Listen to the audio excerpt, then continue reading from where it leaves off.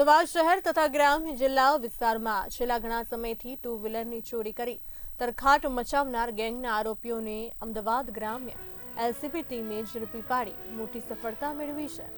અમદાવાદ ગ્રામ્ય એલસીબી દ્વારા 7 લાખ રૂપિયાના 28 મોટરસાયકલના મુદ્દામાં સાથે આરોપીઓને ઝડપી પાડ્યા છે। અમદાવાદ ગ્રામ્ય એલસીબી ટીમ દ્વારા અલગ અલગ ટીમો બનાવી બાઇક ચોરીનો ભેદ ઉકેલવા ચક્રો ગતિમાન કરવામાં આવ્યા હતા। ત્યારે અમદાવાદ ગ્રામ્ય એલસીબી ટીમ દ્વારા વાહન ચોરી થયાની જગ્યા ઉપર સીસીટીવી કેમેરાની ઝીણવટભરી ચકાસણી કરવામાં આવી હતી। ટેકનિકલ સોર્સ અને અંગત બાતમીદારો મારફતે આરોપીઓને ઝડપી પાડવા તજવીજ હાથ ધરી હતી।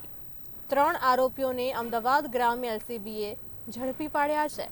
સાણંદ, વસ્ત્રાપુર, સરખેજ, ઓઢવ, સોલા, હાઈકોર્ટ, ખાડિયા, નારોલ, વટવા, રામોલ અને એસજી હાઈવે પોલીસ સ્ટેશનમાં નોંધાયેલ વાહન ચોરીનો ભેદ અમદાવાદ ગ્રામ્ય એલસીબીની ટીમ દ્વારા ઉકેલવામાં આવ્યો છે।